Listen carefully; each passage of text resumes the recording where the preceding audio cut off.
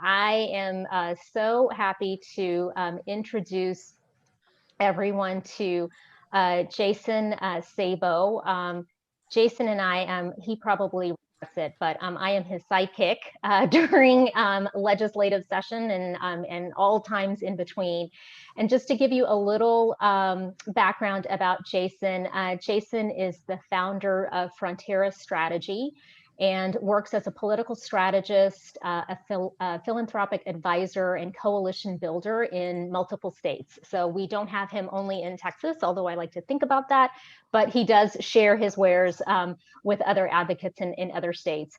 His focus is on public health, education, human services, and foundation and nonprofit issues. Jason specializes in assisting organizations and philanthropists in developing their advocacy strategies for challenging fiscal and political circumstances. Many of you on the call know Jason, and for those of you who don't, next session when you come and advocate, you will get to know him very, very quickly. And Jason is going to kind of be our level set about the political realities we're facing inside the Capitol next session, because we are definitely going to experience a session that we've never experienced before. So I will turn the call over to Jason. Terrific. Thank you so much, Reka. And as we're getting going here and Katie gets the slides up, I wanted to really quickly thank both of our speakers today, Allison for kicking it off, and that really amazing analysis of where Texas has been politically for the last few years. So before we start today, I'm going to make a little pitch for Twitter. Whoa, we're going all the way to the end there and all the way back around. So can we start up at the very top again? I'm going to make a quick pitch for Twitter, if we could. And over in the chat, I went ahead and posted my Twitter hashtag. And I'm also going to post over there now the TextLeg hashtag, which those of you who are Twitter people, this is how you follow along what's happening in the Capitol. And if you're not a Twitter person, I highly, highly, highly recommend that you become one. So let's jump into this. So Katie, let's get going. Now, when you think about where we are, we had a really interesting kind of historical presentation about kind of thinking about how vaccines have really progressed politically, almost culturally in Texas over the course of the last decade. And, all of that is important and all of it's great perspective. But then we have to remember that 2020 really is a fundamentally different kind of a year. And even someone like me, for whom this will be my 20th year, God help me, lobbying the Texas Legislature, I've never seen anything like this before. I would be lying if I told you, well, this is what's going to happen next session. I would be lying if I said, well, things are going to operate this way and you'll be able to get into the building under these circumstances. I don't know. Neither does anybody else. And that is creating a lot of uncertainty. And it's ultimately going to mean that the advocacy that you do, not necessarily the advocacy you do in Austin, where I live, and where Reka and Allison go back and forth, back and forth, back and forth, back and forth constantly, but more importantly, maybe the advocacy where you live in your homes, because things are different. The legislature looks kind of like a salad bar. Everywhere you go, I haven't even been in the Capitol. I've been in the Capitol since February. And I'm a guy who has lived like a little troll in a broom closet in the basement of the Capitol for 2 decades. And I have not been there since February. But when we all get back in there, it's going to be a physically different place. Texas is one of those states, we heard about like 17 hours of testimony on a bill. It's not like that everywhere. When you go to other states, you don't just get to show up and talk. You might only get to talk for 2 or 3 minutes, but everybody who wants to talk on pretty much most bills gets to talk. It's not like that everywhere else. And I don't know if it'll be like that going forward in Texas. Things are going to change as to how people, operate politically within the system. And what I want to talk about today is what that means for people like you. I'm a registered lobbyist with the Texas Ethics Commission. I make political campaign contributions. Not as much as other people do, I assure you, but I play that kind of game, right? This is a session in which that game is going to be important, but the outside game is going to be also very important. And I would argue that in thinking through what that outside game is going to look like, nobody is more important than the people who are responsible for ensuring that Texas will get back on its feet, both, medically and economically. And, for our everything from our schools to, your favorite place where you go hear live music is contingent upon you guys to get it done for us over the course of the next year.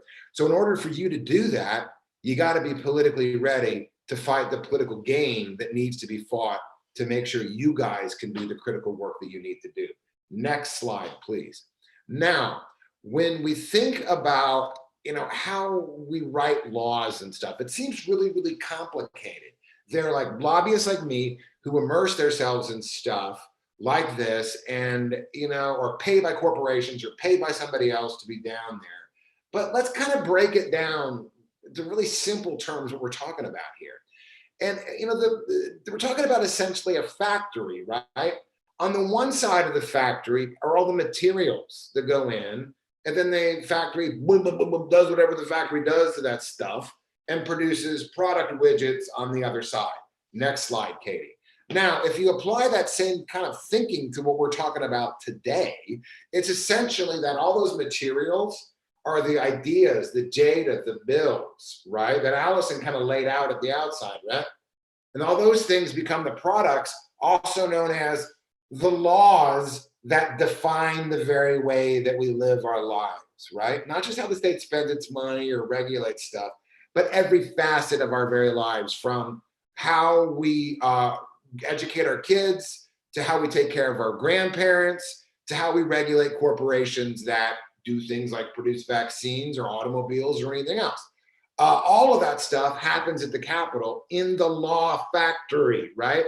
So when we talk about the work that we're doing on this call today and the advocacy work that we're imploring you all to do, think of it as going, next slide, Katie, as going to that law factory and having an impact. That's you. You're the big red arrow. You're the folks who are going to go into that law factory, in this case, specifically to vaccine-related and immunization-related issues, and make sure that the product that is produced is as the high quality of the materials that you all are putting in.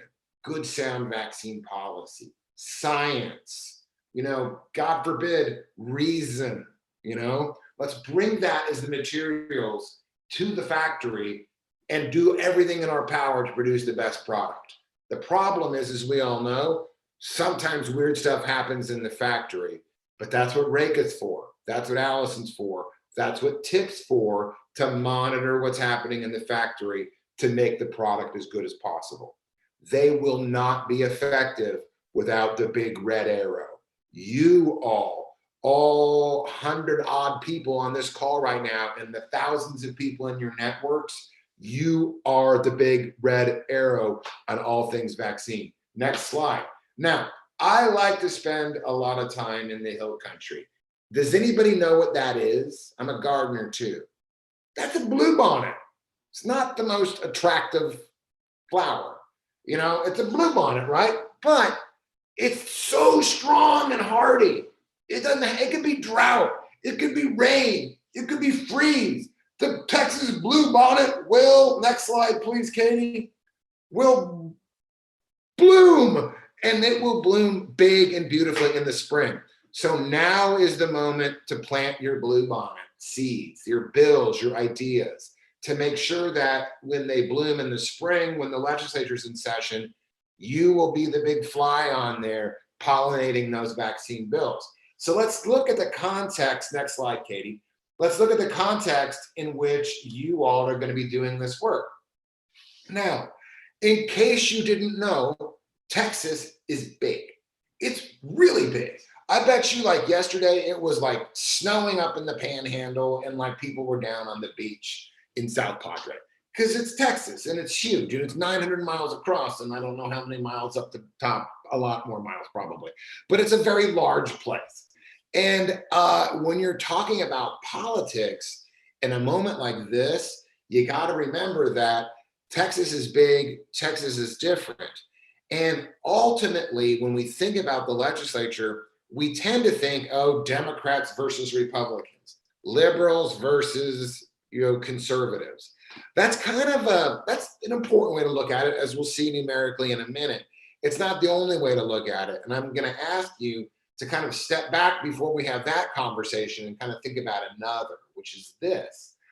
Think about Texas as a place that really is, regional. It's one state that's comprised of very different regions. And when you look at these Senate districts, particularly the ones out west, you begin to see how these regions sort of break out. You've got the Panhandle, and you've got the Rio Grande Valley, and you've got East Texas, and you've got the Gulf Coast mega population region, and then North Texas, and then far West Texas. And you think about these different places, and their realities are very different. Their economic factors are very different. It's not often that all of them are kind of in the same boat. However, because of the circumstances of the pandemic, all of them are, with regard specifically to vaccine policy, in my opinion, very much in the same boat, which creates interesting political opportunities for the people here to really pound home a consistent message about the importance not only of vaccines, but of the people in governmental, state government, local government, county government, city government, the people and the government entities that are going to be responsible for pulling off, which is what's going to be ultimately one of the biggest logistical challenges in not just Texas history or American history, but world history, right? To get this done. And if you're hearing the company saying we're going to get everybody who wants it done by the beginning of the summer, that's amazing. And it means that there is going to be a huge policy lift ahead of us. Next slide, please. Now, when you look at what that policy lift is and where it's going to happen, it's going to happen within the Texas legislature. And let's look back at how, we were talking historically previously about the legislature. If you look at, a lot of folks thought that the Democrats were going to really make significant gains in the Texas House of Representatives in this last legislative election, kind of a blowback to Trump. And in fact, that didn't happen. However, unlike in other states, the Democrats didn't lose ground in Texas in the House. They actually stayed exactly where they were in the last legislative session. And in many ways, I think with the leadership changes that we're seeing in the House, I think that the House, in some senses, is really going to kind of go back to where it was in 2017 and earlier than that, in that kind of previous session when Joe Strauss of San Antonio was the Speaker of the House. The incoming Texas Speaker is, presumptive, a guy named Dave Phelan, who filed really interesting and good immunization legislation that is now passed into law last session. So the new speaker is someone who carried immunization bills last session, in partnership with the Texas Medical Association and TIP. That's a good sign. It's a sign that someone who comes from a place in the state, Beaumont, Southeast Texas, that has been hammered over and over and over again by natural disasters. Things like immunizations have a different kind of a salience in those kinds of legislative districts.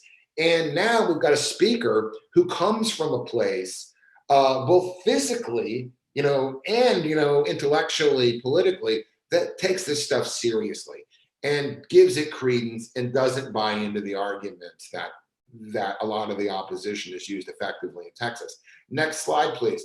Over on the Senate side, you're kind of, it was mentioned earlier that the Lieutenant Governor, Dan Patrick, the president of the Senate, is very conservative. It's very true. But if you look at the Senate itself, there have been, Democratic gains in this every election since 2016 numerically in the Senate. However, because of rules, as long as the Republicans both hold the lieutenant governor's chair and gavel and the numerical majority in the Senate, they're gonna keep controlling the show over there. So, but even with the Democratic gains, next slide, please. But all of this to say that this is a different kind of an election. Democrats really came into this one with a big head of steam, thinking that they were going to get a lot done. I mean, we've all kind of seen like Democrats did not do as well in places like the Rio Grande Valley as they may have thought that they were going to. Donald Trump, actually, we saw this consistently. People did not vote for President Trump but they returned to the Republican ticket for other offices. So there was a lot of split ticket voting there, and people were intentionally making the decision not to vote for Donald Trump, but that there was no spillover effect, negative effect that we saw to a certain degree in 2018 in the 2020 election to these candidates. So which really is giving Texas Democrats a moment of, to stop, maybe do a little bit more collaboration and listening, as they say. Next slide, please. Now, when you look at where we are on the timeline of things, as Allison said at the outset, we are days away. And if I had looked at the calendar, I would know exactly how many days. But we're not very many days away. Probably, like 30, 42 days maybe, away from the beginning of the next legislative session, which is very, very soon. Immunization bills, other bills are already being filed at the Capitol because pre-filing began less than a week after the legislative session, the Monday after the Tuesday election. Anyone can begin filing bills, including members who were just elected 6 days previously who've never even been at the Capitol before, which is kind of amazing if you think about it. This legislative session will proceed until May. And it looks like there's going to be a special session probably sometime this summer for redistricting to happen, although there are now rumors floating that the maps with the Biden administration will give the Census Bureau more time, and we won't see the data until later in the year, which means a special session in 2022, which most importantly ruins the vacation schedule and planning of lobbyists like myself. But remember, the most important thing, how do we find out what bills are being filed? Dixie just asked a question. Dixie, if you go to Texas Legislature online, there are great assets there. And if we have time in the chat, in another subsequent session, or you can contact me personally, and I can help you I can teach you how to track bills. The state has a great system that lets you do that for free. And Reka, maybe if you give me a minute at the end of our presentation today, I could get on and show interested folks how to do that. Next slide, please, Katie. All of this to say, though, that you got to remember that the biggest issue at the Capitol this session is going to be your issue. And I would implore you, as you talk about this, to talk about it in this way. It doesn't matter what issue you work on at the Capitol: education, the budget, the healthcare, prisons, anything. This is a COVID session. And we need to consistently have the message when we're talking about all of our legislation, all of our priorities, all of the push to increase support and funding for people like yourselves who are doing this critical work at schools, at county health departments, everywhere, all of you. You gotta have one consistent message, I beg of thee, which is vaccines make Texas work, period. No business will get back to business without vaccines. If we do not pass a pro-vaccine immunization agenda in 2021, we are making a bad economic choice and we are hurting the Texas economy. Next slide, please. I also implore everyone on this call to remember that you, not the guy over there, not he, not she, not the dude behind the tree, you are the ones who are going to save us all from this pandemic. All of us, I'm going to go gabbing along at the Capitol. I'm going to be talking about this. You are the heroes. You're the ones who are going to get the economy going again. You're the ones who are going to get kids back to school. You are the ones who are going to get, my favorite bars and restaurants open again so I can go get a drink, for God's sake, and listen to live music. Please, please get the job done. The legislature needs to hear from the people who actually know what is going on. You guys right now are the experts on the single most important topic facing the state. And if you can get it done, you can give Texas back Friday night football. Imagine the heroes you would be in your own communities and statewide. I implore you, own this idea that you are the heroes about getting the state back to business, because that's what will work at the Capitol. Yes, it's a good slogan. I see the chat. Yeah, it's a great freaking t-shirt. I want one, size large. But it's more than that. It's a political message that every elected official needs to hear. And in a session like this, we're not going to have access to them. We're going to be going around. We normally go and knock on doors and stuff. We can't do that. We need you to do it for us. Next slide, please, Katie. Because if you're not out there doing it, nobody's going to. And remember, we've got to mobilize the grassroots. That's you.